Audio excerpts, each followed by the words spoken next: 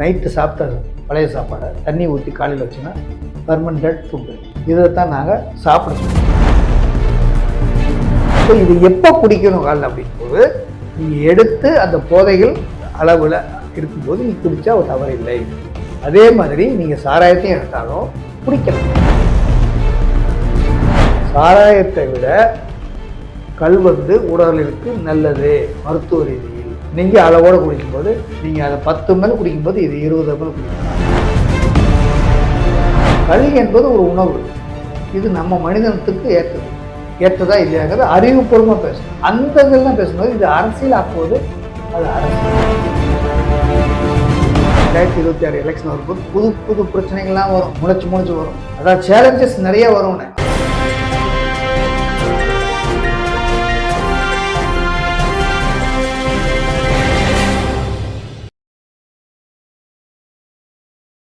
MGR plus நேயர்களுக்கு இனிய வணக்கம்.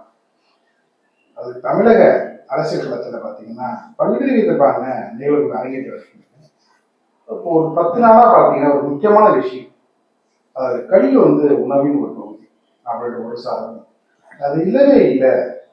கல் எந்த விதத்திலையும் உணவின் ஒரு பகுதி அல்ல அப்படின்ட்டு ஒரு பிரிவினரும் ஒரு சாராரும் அதை கூறி வந்த நிலையில ஒரு மருத்துவரா கல் உணவு பகுதியா இல்ல தீமை தரக்கூடியதா, பிறப்புக்கும் எல்லா உயிருக்கும் என்று கூறிய வள்ளுவர் அவர்கள் கல் உண்ணாமை என்று ஆணித்தரமாக வலியுறுத்தி இருக்கிறார்.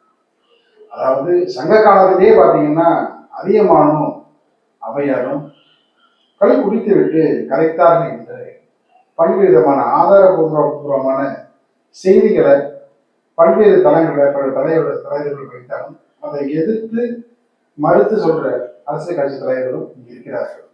இந்த விஷயத்துல தமிழக வெற்றி கழகத்தினுடைய நிலைப்பாடு என்ன?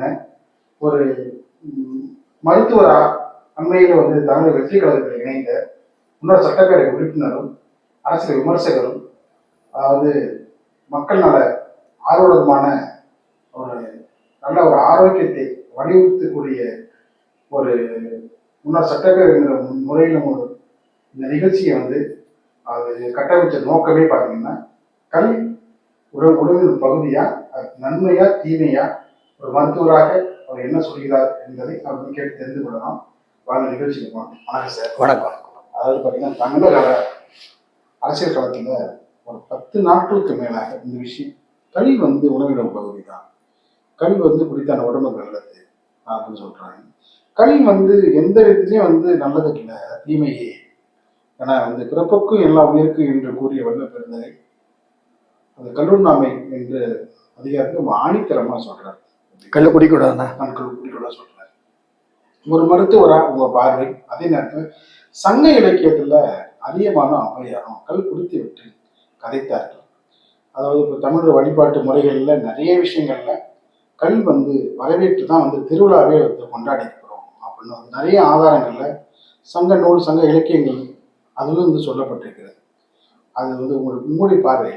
அதாவது நீங்கள் சாப்பிட்ற சாப்பாடு உங்கள் வயிற்றுக்குள்ளே போனோம் என்ன தெரியுமா, அது ஃபெர்மெண்ட் ஆகுது. அப்படின்னா அந்த அந்த ஃபெர்மெண்டேஷன் என்ன சொல்கிறது, அப்படி அது கொஞ்சம் புளிப்பு தன்மை ஆகுது. அதுக்கு பிறகு அது ரத்தத்தில் கலந்து உணவாக மாறி அந்த ரத்தத்தில் சக்தியாக மாறி வைட்டமின்ஸாக ஒவ்வொரு உடல் உணவாக போகுது. இதுக்கு பேர் ஃபெர்மெண்டேஷன். இந்த ஃபெர்மெண்டேஷன் நம்ம குடலுக்குள்ளே தப்பாக நடந்துச்சுன்னா உங்களுக்கு ஜீர்ணிக்காது. உங்களுக்கு வயிற்றுச்சல் வரும், ஒவ்வாமை வரும், வாந்தி வரும், வயிற்று வலி வரும், எல்லா உபாதைகளும் வரும். ஸோ இயற்கையாகவே நம்ம வயிற்றில் போகிறது செரிக்கணும். சாப்பிட்ற சாப்பாடு செரிக்கிறது தான் அந்த ஃபெர்மெண்டேஷன் சொல்கிறோம்.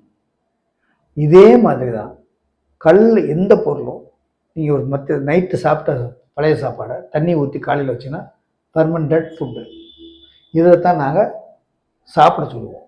பழைய சாதம் அது நிறைய மேலை நாடுகளில் இன்னமும் பார்த்தீங்கன்னா பல்வேறு நோய்கள் தண்ணி ஊற்றி வச்சிங்கன்னா ஃபெர்மெண்டட் ஃபுட். ஃபெர்மெண்டட் ஃபுட்டில் ஈஸ்ட் நிறையா இருக்கும். அப்போ உங்களுக்கு நல்லது.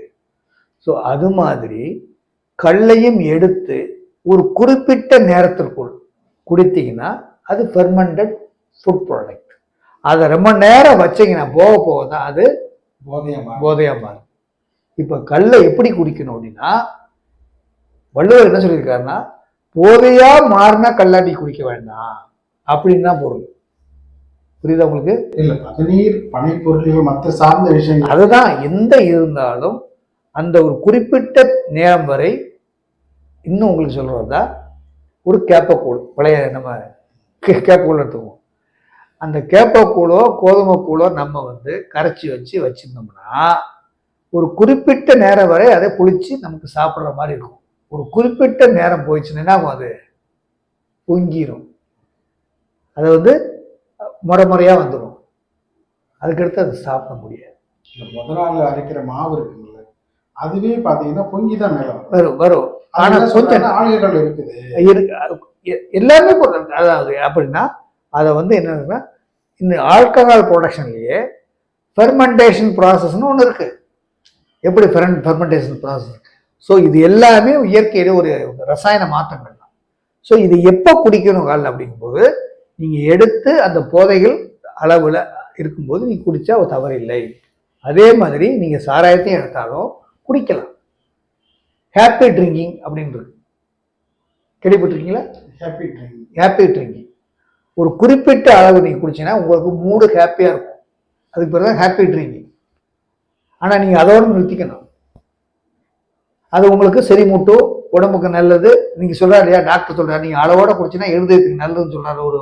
ஒரு மருத்துவம் சொல்கிறாங்க. இதுதான் அது. அதை நீங்கள் அந்த அளவை மீறும்போது தான் நீங்கள் அது வந்து உங்களுக்கு இன்டாக்சிகேஷன் ஆகுது. இன்டாக்சிகேஷன் மீனிங்கே அதுதான். அதாவது அசௌகரியங்களை நோயை உண்டாக்குது, தீமையை உண்டாக்குது அப்படிங்கிறது. அதே மாதிரி இந்த ஆல்கஹால் கான்சன்ட்ரேஷன் 4 to 8% தான் கல் இருக்கு. ஆனால் சாராயத்தில் உள்ளவருக்கு 30% 50% இருக்கு. ஸோ இது நல்லதானா? அதனால கல் வந்து சாராயத்தை விட கல் வந்து உடலிற்கு நல்லது மருத்துவ ரீதியில். நீங்கள் அளவோடு குடிக்கும்போது, நீங்கள் அதை 10 ml குடிக்கும்போது இது 20 ml குடிக்கலாம். நீங்கள் உடாக்கூடியனா இருந்தால் அதை விட்டுட்டு இதை குடிக்கலாம். ஆனால் உடனே இறக்கி உடனே குடிச்சின்னா உனக்கு பாதிப்பு வராது, உனக்கு இன்னும் சத்து தான். ஆனால் வருமானம் உனக்கும் வந்துடும், அரசாங்கத்துக்கும் வந்துடும், உனக்கும் உடம்புக்கு நல்லது. அந்த கல், அந்த தென்னங்கல்லோ, அதை தென்னையிலேருந்து எடுக்கிறாங்களோ, அல்லது பனைமரத்துலேருந்து எடுக்கிறாங்களோ, அல்லது நீச்ச மரத்துலேருந்து எடுக்கிறாங்களோ, எல்லாத்துக்கும் அந்த விவசாயிகளுக்கும் அது பயன்படும். விவசாயிக்கு பெரும்படும். தென்னை விவசாயிகளுக்கு, ஈச்ச மர விவசாயிகளுக்கு, பனைமர விவசாயிகளுக்கு பயன்பெறும். கல் உனக்கு உன்னுடைய சந்தோஷத்தை திருப்திப்படுத்தும். அப்புறம் உனக்கு பாதிப்பு உண்டாகாது. நீயே போதைப் பொருளான அயல் நாட்டு மதுபானத்தை நோக்கி நீ போக வேண்டியதில்லை. ஆல்கஹால் கண்டன் பண்ணி நீ குறைய போக வேண்டியதில்லை. இதுதான் கான்செப்ட். இதைத்தான் இந்த கான்செப்டில் நீங்கள் பார்க்கணும். ஆக நீங்கள் எதை செய்தாலும் உங்களுடைய உடம்பிற்கு எந்த அளவுக்கு இதைத்தான் நான் என்ன சொல்கிறேன்னா, நீங்கள் வந்து நம்ம பழமொழி சொல்லுவாங்கள்ல, அளவுக்கு மீறி நீ சாப்பிட்டா அமிர்தமும் நஞ்சு அப்படின்னு சொல்லுவாங்க நம்ம அப்பா. அதே மாதிரி தான் நீங்கள் வந்து அந்த அடிப்படையை வச்சு கல் வந்து குறிப்பிட்ட அளவில் குறிப்பிட்ட நேரத்திற்குள் அந்த கல்லை இறக்கியது ஃபெர்மெண்டேஷன் மீறாத நேரத்திற்குள் நீங்கள் குடித்தால் ஒரு தவறும் நடப்பதில்லை என்பதுதான் மருத்துவம் சொல்லுது. அது கல் வந்து பல்வேறு விதமான நோய்களை தீர்க்கக்கூடியது. அது சான்றுலாம் வந்து நான் தருகிறேன் அப்படின்னு கல்லுக்கு ஆதரவாக பேசுகிற பல பேர். அதாவது கல்லை வைத்து அரசியல் பேசக்கூடாது. பேசுகிற தலைவர்கள் இருக்கிறாங்க. கல்லை வைத்து அரசியல் பேசக்கூடாது. கல்லை வைத்து அறிவுபூர்வமான விவாதத்தை பேச வேண்டும். அதுதான் அரசியல் பேசக்கூடாது. கல்லுக்கும் அரசியலையும் சம்பந்தப்படுத்தி அரசியல் செய்யக்கூடாது. கல் என்பது ஒரு உணவு. இது நம்ம மனிதனத்துக்கு ஏற்றதா இல்லையாங்கிறது அறிவுபூர்வமாக பேசணும். அந்த இதெல்லாம் பேசும்போது இது அரசியல் ஆக்குவது அது அரசியல். கல் அரசியல் பண்ணி ஒரு எலெக்ஷன் வருது அதுக்காக அரசியல் பேசக்கூடாது. இதைத்தான் தமிழக வெற்றி கழகம் தனித்து நிற்குது. ஆங்கிலத்தை சொன்னால் சிங்கிள் அவுட், அதாவது தனித்து நிற்குது. அதாவது எதையுமே அவர்கள் யதார்த்தத்தை தான் சொல்கிறார்கள். அந்த கட்சியுடைய கொள்கையை தமிழக வெற்றி கழகத்தை நான் செஞ்சது எனக்கு பிடிச்சது யதார்த்தத்தை சொல்றாங்க. இது குறித்து இன்னும் ஒரு நிலைப்பாடு, இது சம்பவம் நிலைப்பாடு பார்த்தீங்கன்னா நீங்கள் சொல்லிட்டீங்க. அது பல்வேறு கட்சிகளும் வந்து சொல்லிட்டே வராங்க. ஆனா இதுல வந்து விஜயோட நிலைப்பாடு ரொம்ப முக்கியமா அறிவுபூர்வமா இருக்கும், பார்க்கப்படுது. அறிவுபூர்வமா இருக்கும். அதுதான் சொன்னேன், தொலைநோக்கு பார்வையோட அறிவுபூர்வமா இருக்கும், தொலைநோக்கு பார்க்கும். இது மாறாது. மூணு இந்த டாக்டரின், இந்த இந்த தரவு மாறாது. நிதர்சனம் இருக்கும், மிகைப்படுத்தல் இருக்காது, உள்ளதை உள்ளபடி சொல்லுவாங்க. நான் அரசியல்வாதி, நான் அப்படித்தான், என்னுடைய தனிப்பட்ட முறையில் நிதர்சனமா சொல்லு, நீ மிகப்படுத்தாம சொல்லு. நான் திருடல, எங்க வீட்டில் எங்க அப்பா சொல்லுவார், எங்க அப்பா அடிக்கடி சொல்லுவார், உண்மையை பேசுங்கடா. ஆனா நான் என்ன சொல்றேன்னா, நான் ஒரு அரசியல்வாதி, நான் 100க்கு 100 உண்மை பேசாட்டும் 75% உண்மை பேசும் இந்த வரைக்கும்.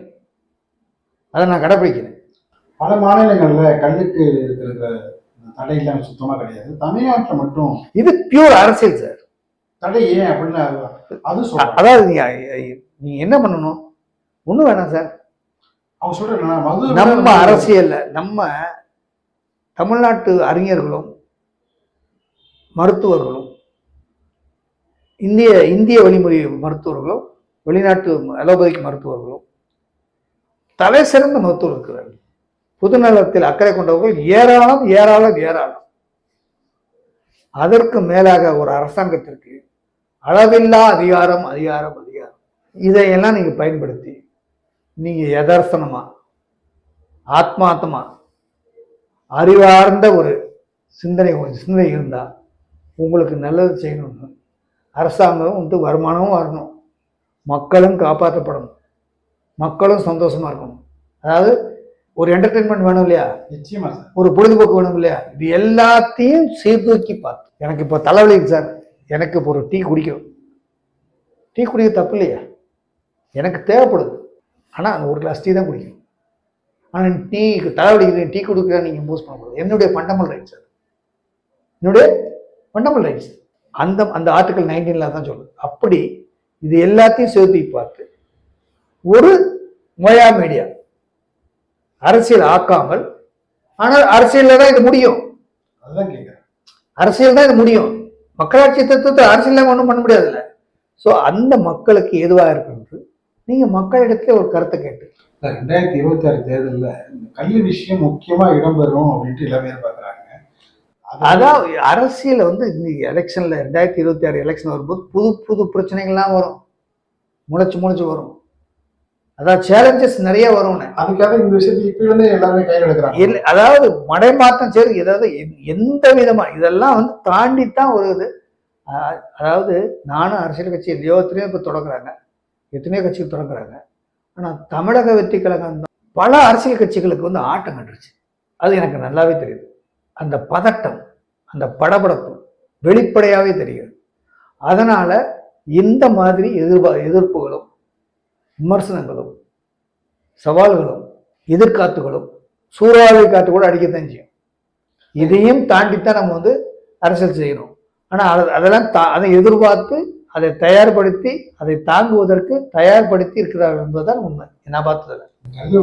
ஒவ்வொரு கட்சிகளும் ஒவ்வொரு விதமா கையாளுறோம். இருக்கட்டுமே, வரட்டும், நல்லதுதான், வரட்டும். இந்த தேர்தலில் வந்து என்ன ஒவ்வொரு கட்சியும் தன்னுடைய கருத்துக்களை சொல்லட்டும்.